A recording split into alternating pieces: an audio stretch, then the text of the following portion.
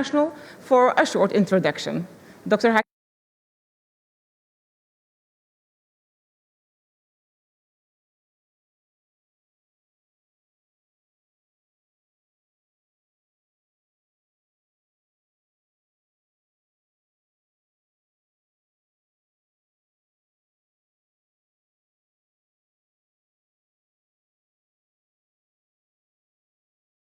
Bien. Je voudrais d'abord commencer cette session. J'attends de voir que tout le monde a un casque sur la tête. Merci. Je voudrais commencer cette session. Искам да ви помоля. I would kindly ask you to applaud our Sir Graham Watson. Thank you so much. So, in this way, you are contributing to the richness of our liberal debate. Unfortunately, today our agenda is very ambitious, and up to the last minute of this Congress preparation, we have anticipated the participation of numerous presidents. In view of their security, we also wanted to provide it to them. You know, the very busy agenda that presidents have. And for this reason, we couldn't invite them in person. They couldn't participate in person from Europe and from Benin. They will be with us to share with us their ideas. You will hear a video message which refers to an African country. We will hear an African perspective, an aspect of a country that we are all supporting, namely Ukraine. I would like you to listen to a leader without debating afterwards. I will not intervene. Please accept this statement. I will ask Janen now to start the debate with the video message of Mr. Macky Sall, who is the president of Senegal and of the African Union. Mr. President has mobilized for 2 years now to attract the support of Europe towards Africa regarding vaccinations. I have witnessed firsthand how this president is acting together with the Morocco king, together with the president of Côte d'Ivoire. I witnessed his discussions with the European Union representative, the deferral of the sovereign debt. I have witnessed him insisting on Europe not investing into fossil fuels excavated or manufactured in Africa. He visited Russia to negotiate with President Putin and discuss the opportunity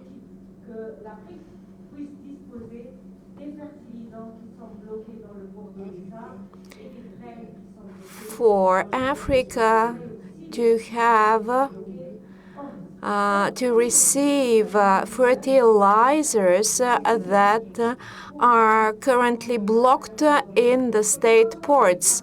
This is an African leader who mobilized to tackle famine in Africa and across the world.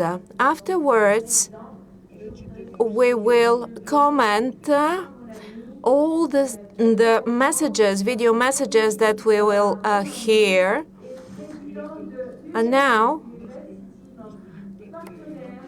we will hear Mr. Petre Roman, my friend from Romania, who will speak about internship and grants for Africa. Welcome, Mr. Roman.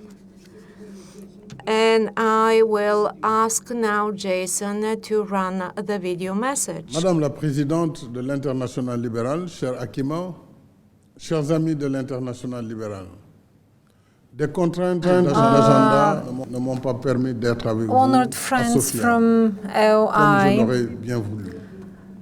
my busy schedule didn't allow me to join you in Sofia as I wanted. Let me congratulate you dans un contexte mondial on de the crise holding of the Congress, which is being held amid world crisis. Il y a de quoi être inquiet. Alors que ce qui tient lieu And in the conditions of a war in Ukraine, est devenu comme this une is grande something that fabrique bothers de guerre, us. de violence et d'inégalité. L'immense majorité de l'humanité, hommes et femmes So de ideas tous for âges, world order souffrent were de faim, turned into a de huge soif, factory of de maladie war et de making. pauvreté. There Alors are que le people monde all over the dispose world suffering from plus que poverty, from ce qu'il hunger, faut pour from offrir une vie starvation, décente au plus grand nombre. and so on, Et jamais, while the depuis world la fin de la Seconde Guerre mondiale, has le monde n'a été all confronté the funds à un risque de available to conflit meet aussi the majeur. needs of everyone. Dans cette séquence Since de the l'histoire, Second World à la War, fois brutale, trouble et incertaine, today's world is la force du facing libéralisme doit rester an ancrée unknown conflict, dans les valeurs de la démocratie et de unprecedented l'économie de one, marché comme and force motrice du liberalism progrès must et du be bien-être humain. part of the values Dès lors, for free economy as a un ordre generator mondial of libéral, human comme well-being. le suggère le thème de notre congrès, c'est d'abord So, commencer par admettre a new que liberal l'ordre order actuel ne répond pas should à sa be vocation reconstructed de créer as les the conditions motto du of progrès this et event du goes, bien-être pour tous. which means that À l'épreuve as du of temps, today, we haven't met l'ordre the mondial conditions, actuel the a plutôt criteria for accentué les inégalités full progress and et générer des well-being. phénomènes que Today's l'État-nation world peine à order réguler. Je deepens pense aux pratiques inequalities fiscales abusives, aux notations biaisées observed des in agences countries. d'évaluation dénoncées par une soixantaine d'institutions internationales dont le Fonds monétaire Many de la Banque rating mondiale, agencies dans le rapport sur take le up financement du développement dubious humain decisions. d'avril 2022. For Je example, pense à la the décision de World la Bank COP26 and the de Monetary Glasgow Fund. Et à celle de certains I pays have in mind d'arrêter le the decision financement à about Quarter l'étranger 26 des from sources Glasgow d'énergie fossile, and the decisions y of compris some le gaz, countries to ignorant les suspend the importants efforts funding en cours dans les of pays en développement fossil pour lutter fuels, contre le réchauffement including climatique, gas pendant que des pays extraction. industrialisés Thus, continuent d'exploiter des sources beaucoup plus polluantes, dont le being charbon. to the detriment of Je peux citer developing le cas du countries, Sénégal, qui est un while champion at the same aujourd'hui time other pour l'énergie countries are renouvelable, puisqu'au moment où je vous continuing parle, to use le Sénégal produit other sources of 31% de son energy like énergie coal, à which partir pollute the des environment. renouvelables. In Ces efforts Senegal, doivent for être example, récompensés. Je pense 31% enfin, et sans être exhaustif, of Senegal's aux resources subventions are abusives à renewables. l'agriculture des pays développés. And without being contradiction avec very les normes de exhaustive, I have la to règle say d'or that du we deserve libéralisme, some free credit and for this fair effort. We deserve some En creusant et en perpétuant deserve to be les praised for this inégalités effort. nord-sud, We shouldn't forget the golden système rule of international liberalism.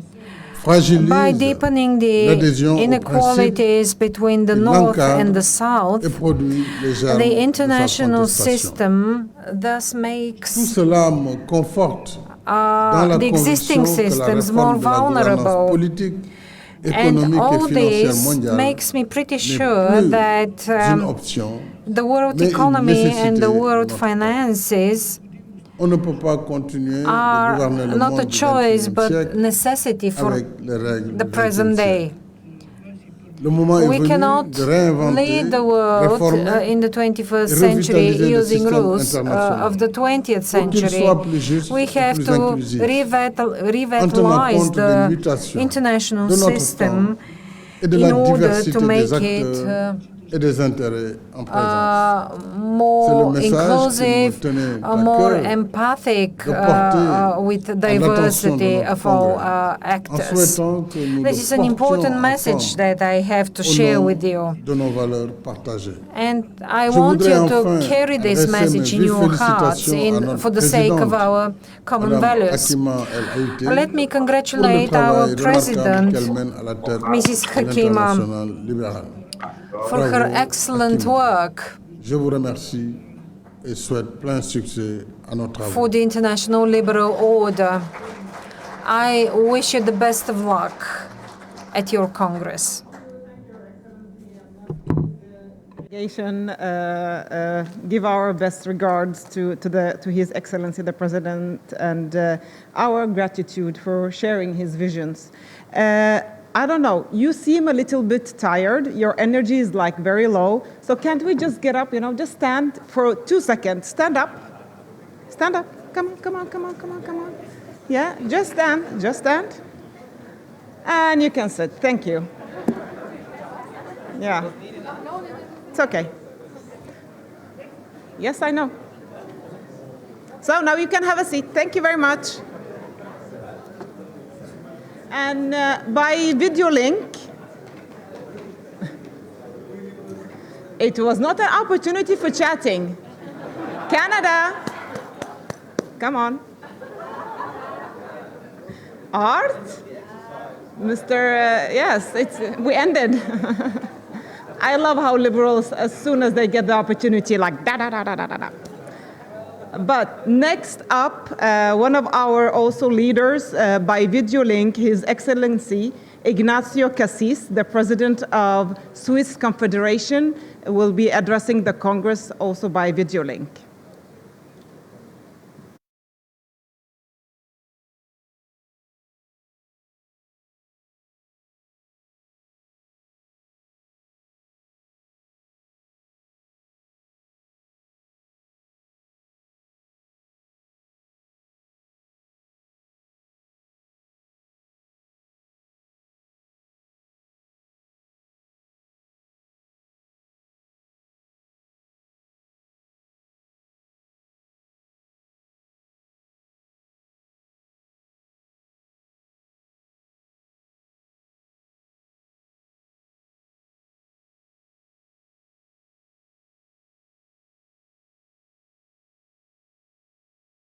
And our liberal values. As a neutral country, Switzerland condemns Russia's attack in the strongest possible terms. There is no neutrality of values. We must stand together for democracy, freedom, independence, and the rule of law. Both the COVID pandemic and the Ukraine war have shown that we must never stop fighting for these values. This is precisely why it is crucial that liberal parties around the world work together and stand united for peace, freedom, and democracy. Thank you for being a true champion of our values. I wish you all a successful 75th Anniversary Congress of Liberal International.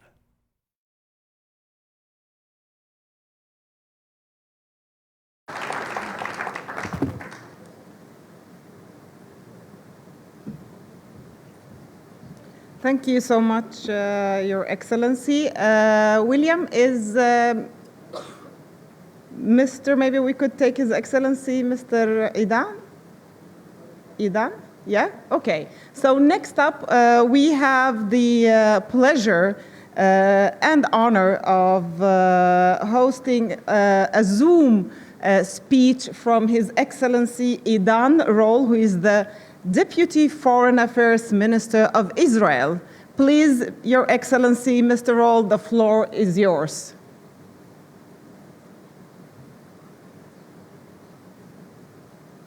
International. I would like to start by congratulating the leader of Yesh Atid's party for becoming the Prime Minister of the State of Israel. During the past year as Foreign Minister, Lapid has led our government's efforts and foreign policy with the goal of building and bolstering regional and international coalitions.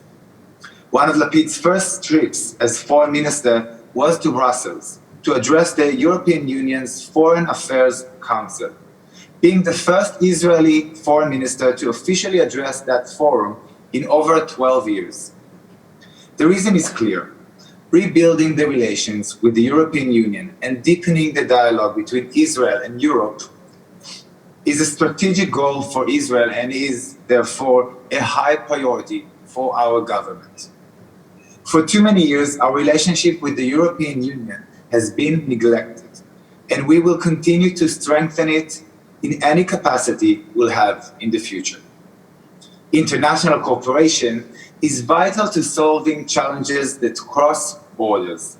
When it comes to security, climate change, energy, discrimination, and countless other issues, it is essential that we come together to work out solutions.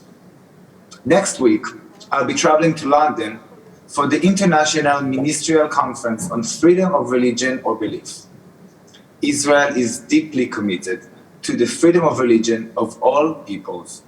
We saw a beautiful representation of it in the course of the last Ramadan, during which we did everything we could to maintain the status quo on the Temple Mount, allow freedom of worship for all religions, and protect the safety and security of all worshippers. A good testimony to that was the Holy Fire ceremony, which took place in a peaceful and safe manner, thanks to the full commitment of all Israeli authorities. All the while, extremists did not cease their attempts to defame Israel and its security forces, putting both Jews and Muslims at risk as a result. That brings me to the new order formed in the Middle East. The Abraham Accords have expanded channels of cooperation in almost every aspect between Israel and the peace countries in the region. Today, the Middle East is no longer divided by ethnic or religious borders, but by the distinction between moderates and radicals, between those interested in peace and prosperity and those interested in ensuing chaos and violence. We highly appreciate the brave steps that our partners in the region have taken in the past year. We are working together on food security, water technologies, space and energy to ensure that the region is prosperous for many years to come. On the other side, however, we are facing extremist regimes. Iran and its proxies are promoting radical agendas and actively attempting to destabilize the region. Just this past month, Iran planned to conduct terror attacks against Israeli tourists in Istanbul, Turkey. It is thanks to the cooperation between Israel and Turkey that these attempts were prevented, for which we are grateful. It is our role as leaders in liberal parties from around the globe to promote cooperation wherever possible. I send my regards with an open invitation to you all for cooperation. May we all have a successful and meaningful conference. Thank you very much.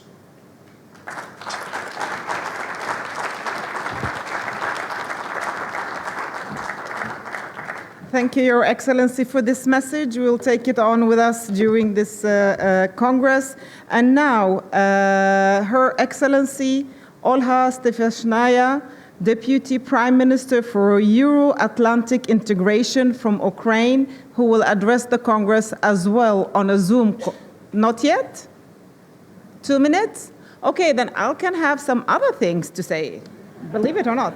But lunch for the delegates is served where we had dinner yesterday, yeah? And there is a high-level lunch that is by invitation only, and you are, the ones who have gotten the invitation, you are to be gathered in the hotel lobby. So for the others, it is the restaurant where we had our dinner yesterday, and I wish you bon appetit. We have some minutes yet. I don't know how, do you know what is the hashtag of this Congress? Who remembers the hashtag of the Congress? Come on. What? What? Oh, come on, wake up. Ally at 75. So, it's on. 1 minute, one more minute, and then Olha Stevashnaya will be with us on Zoom to address the Congress. And you might know that her party was the newest observer member in ALDE that we had, that we accepted in the Dublin Congress. And I would like to remind you to use your votes and go and vote online that you have checked your email, I hope, with the links and information about the voting for the bureau and the treasurers and the president.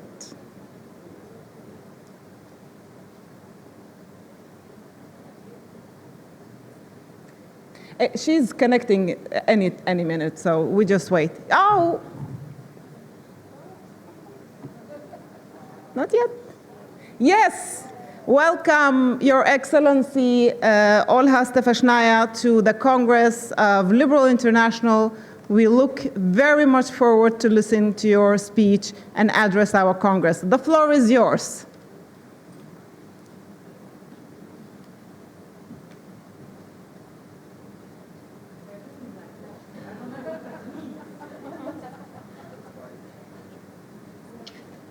Thank you so much, dear friends. Do you hear me? Do you see me well? I guess so.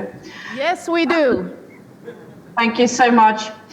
First and foremost, I'm so really sorry for being unable to be present here with you physically, as already part of the Liberal family, which has been a very important step to us over the recent days and weeks, but due to a very, very complicated military situation in my country, I have to stay here with my government and administration to do what we have to do to withstand further of this aggression.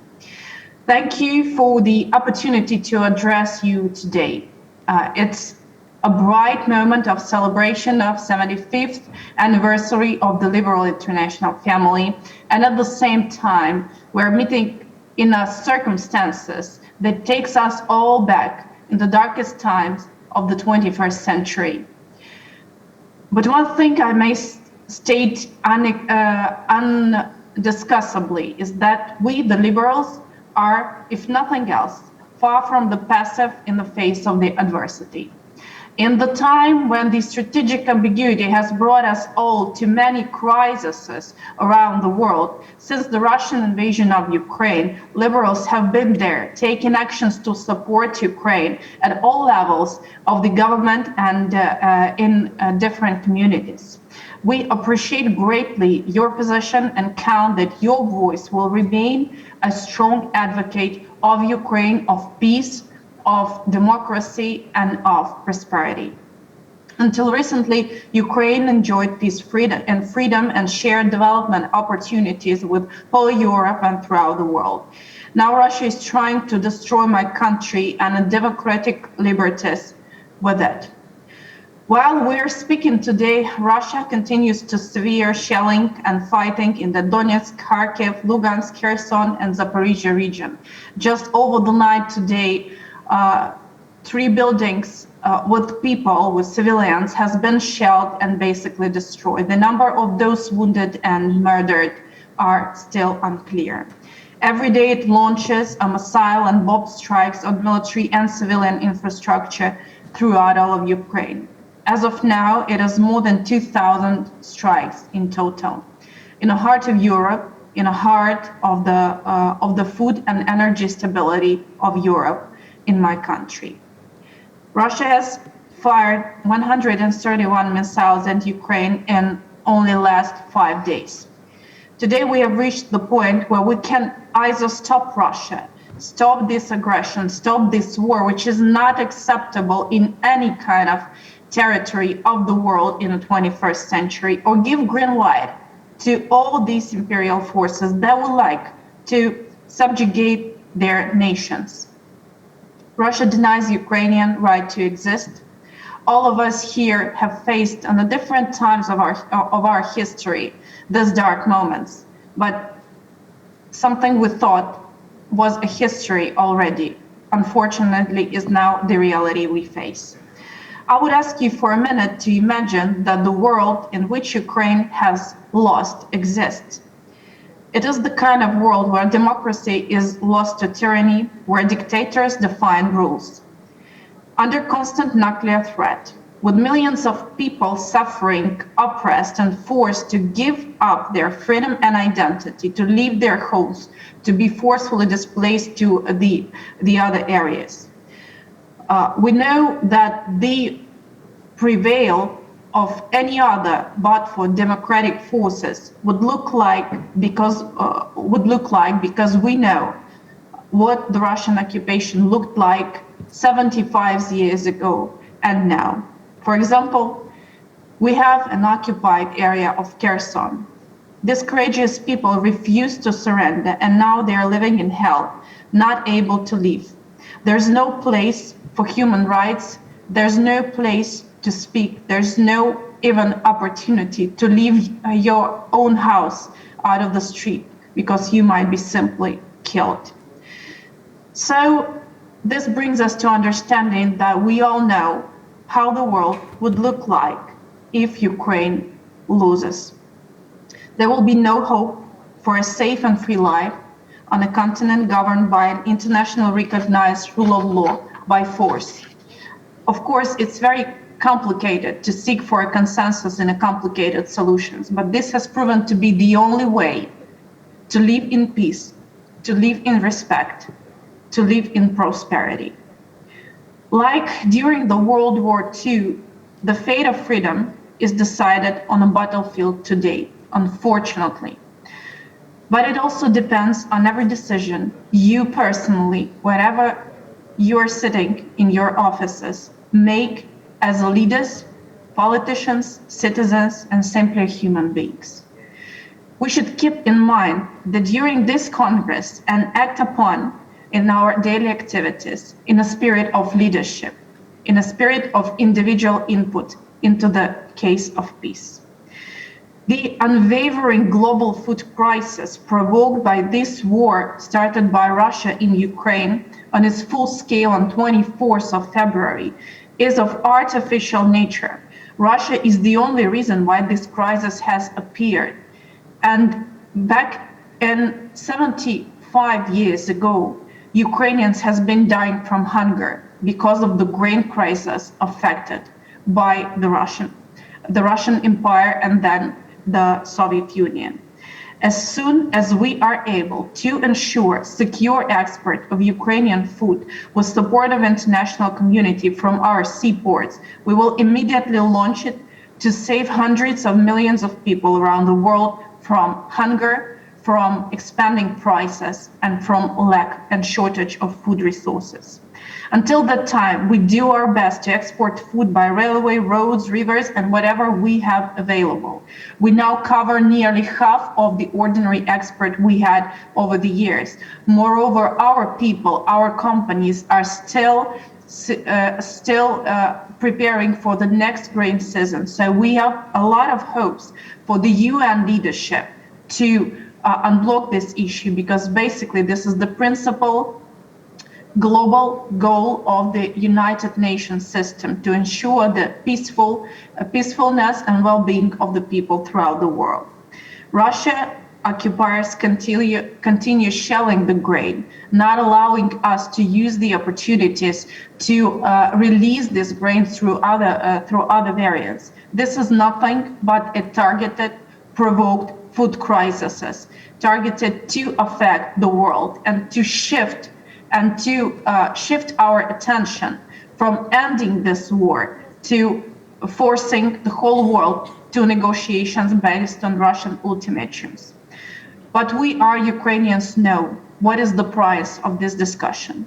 And we know that the force is the only language Russia understands. And the force should be united, targeted, and addressed to stop this war, but whatever efforts might be needed.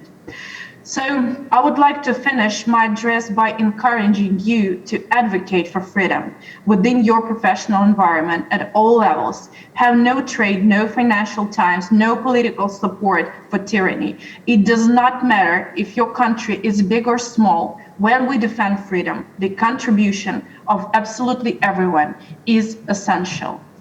We are the voice of freedom, whether we want it or not. We're fighting for everything we cherished for so many years of our independence. We're fighting for being part of a civilized world based on consensus and the rule of law. And this has been shown by us, by every action we do. And we are happy to have this understanding and recognition from the liberal family, which has enshrined in presenting to our President Volodymyr Zelensky the Liberal International Prize for Freedom. This was the prize for whole Ukrainian people, which cherished our resistance, which cherished our determination and commitment. There's a lot of unclarity in the world. There's a lot of geopolitics in the world right now. But what you can be sure about is about the reliability and trustworthiness of our people and our nation and our commitment to the best values and the best what this world has gained over the last 75 years. Thank you so much.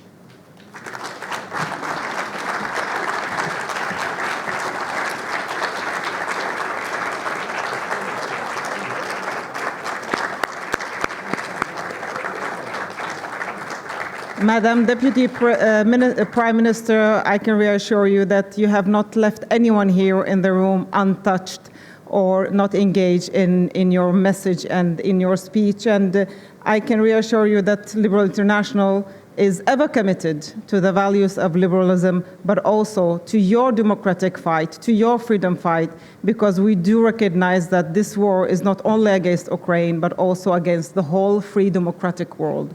Thank you so much for being with us, and I hope to see you soon in person.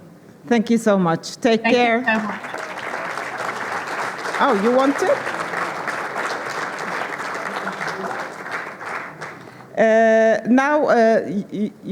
Okay. Then we finish this session, and we will back at 14 hours, yeah, at 2 o'clock sharp to continue. And before that one, we are going to be addressed by a voice from Russia. And I just wanted to tell you, liberal colleagues, that the person has expressed his very, very assertive will not to be photographed and spread over the internet or social media because of risk of his safety. So please do take that in consideration and do not take any photos of the speaker that will address the Congress at 2 o'clock from Russia. Thank you.